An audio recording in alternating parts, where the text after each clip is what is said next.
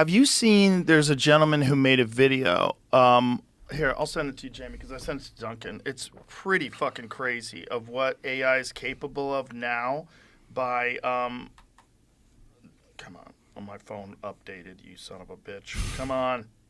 Don't make me go to fucking Android, because I will.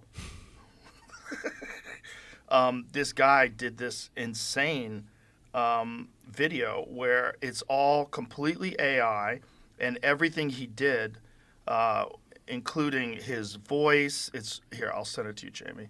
It's 100% AI generated, and it's so hard to believe because it's so good. Yep.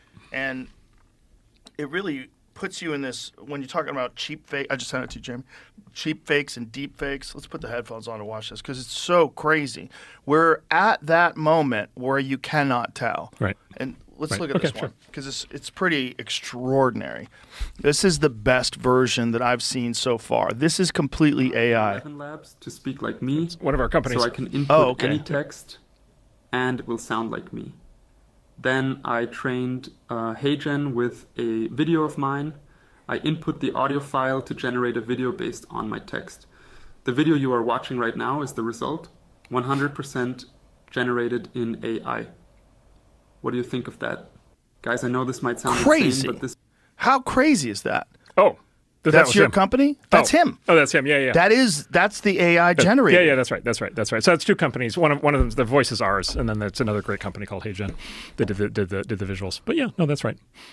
That's nuts. Yeah. Well, this is part of the first internet.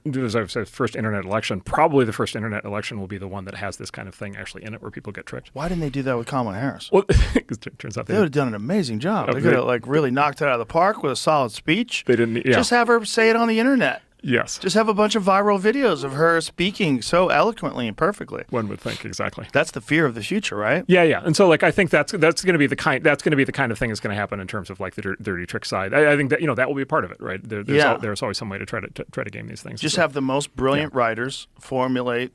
Get AI to do it. Like you're saying, AI has all these solutions to things that are super logical. Yeah. And there's no weird thinking in it. It's cut all the fat out. So I think we have a theory on how to fix this. And the theory basically is we're going to have to switch our sense of what's real from basically just trying to eyeball it and figure out whether it's real to only taking seriously the things that we know are real. And the way that we would know things are real is we'll have them registered on a blockchain. Right. And so I think the way this is going to work in the future is every politician will have an account on a blockchain service, like a crypto service. And then every politician, whenever they say anything in public, whenever they're going to have people around them with cameras all the time, whenever they put out a statement, they're going to cryptographically sign it on the blockchain so that it can be validated that it is actually content from them. And then I think we're just going to have to reach an understanding that we're just going to have to write off everything else that we see. Wow. Which frankly is a good idea anyway, because there just is a lot of noise, in the environment. How would you integrate that with social media though? Because one of the issues is these low information voters that are getting information either from clickbait headlines on these websites where they don't even read the actual paragraph, which might be completely different than the headline itself. Right. The headline is just inflammatory. And then viral videos. Right. How would you...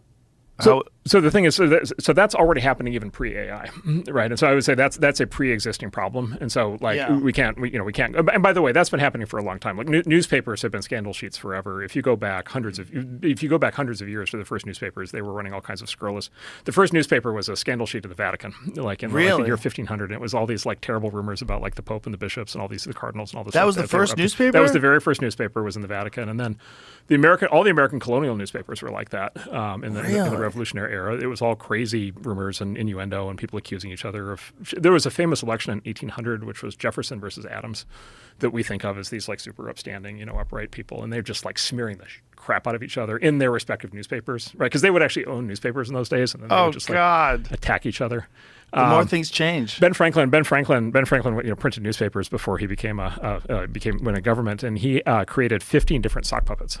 He created 15 different pseudonyms. He was a Sood, or a Non. And then he would basically have them argue with each other in his newspaper without telling people that it was all him. Oh, Ben. So he had all these different personalities. And so like we've been in a world of like information warfare for a very long time. We've been in a world of sensationalist, nightly news. If it bleeds, it leads. Yes. Sensationalist stuff for a long time. We've been in the world of like, propaganda for a long time. So that, that you're not going to you're never going to make that go away. But isn't it funny that we don't think of the past like that? Oh yeah, we think just of them assume as being virtuous and. We assume they had it all figured out. Yeah. And that very much is not true. There's all kinds of crazy banana stuff. My favorite is in the Vietnam War. What was it was the Gulf of Tonkin that sort of kicked off the sort of big escalation. Like we now know for a fact it didn't happen. Right. Like the whole thing just didn't happen, and now there's this big debate about like did they know it didn't happen or did they fake it? But like so. There's always been stuff like that in history. So that we can't fix. And AI will be a new way to do that kind of thing. But what we can do is we can reorient people to say, okay, now you're going to have to like take seriously this stuff is real. And if you want to actually know what's happening, this stuff is real and we can prove that it's real. And if it's not, it's entertainment and you can choose to believe it or not. Right. But you should not rely on it. And look, it's not going to be perfect and it's going to take time, but there is a way to address this.